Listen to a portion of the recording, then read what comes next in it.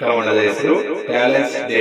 ಇದನ್ನು ಬರೆದವರು ಅರಟಿ ಅನಿಲ್ ಕುಮಾರ್. ಇದರ ಬರವಣಿಗೆ ವೆಂಕಟರತ್ನ CN. ವಿಶ್ವವನ್ನೇ ಪರಿವರ್ತಿಸುವ ಕರ್ತನ ಶಕ್ತಿಯೇ ಪ್ರತಿಭಾ ಸೃಷ್ಟಿ. ಒಳಗಣ್ಣು ತೆರೆದಾಗ ಕವಿಗೆ ಸತ್ಯ ಗೋಚರಿಸುವ ದಿವ್ಯ ದೃಷ್ಟಿ. ಗುರಿಯಿಂದ ಮುನ್ನುಗ್ಗುವವರಿಗೆ ಯಾರಿಗೂ ಬೀಳದಿರಲಿ ದೃಷ್ಟಿ. ಸಾಧಿಸಲು ಎಲ್ಲಾ ನೋವುಗಳನ್ನು ಹಿಡಿದಿಟ್ಟುಕೊಂಡಿರುವುದೇ ಮುಷ್ಟಿ. ಸಾಧಿಸುವ ಸಮಯದಲ್ಲಿ ಕಣ್ಣ ನೀರು ಬರುವಾಗ ಬೇಕು ದೃಷ್ಟಿ.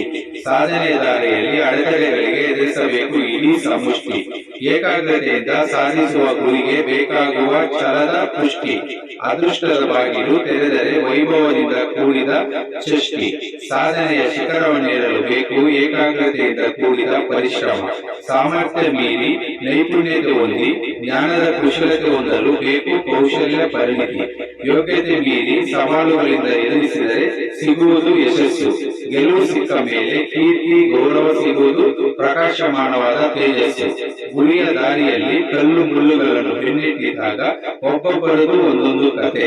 ಗೆದ್ದಾಗ ಮರೆಯಾಯಿತು ಅವರೆಲ್ಲರ ನೋವಿನ ವ್ಯತೆ.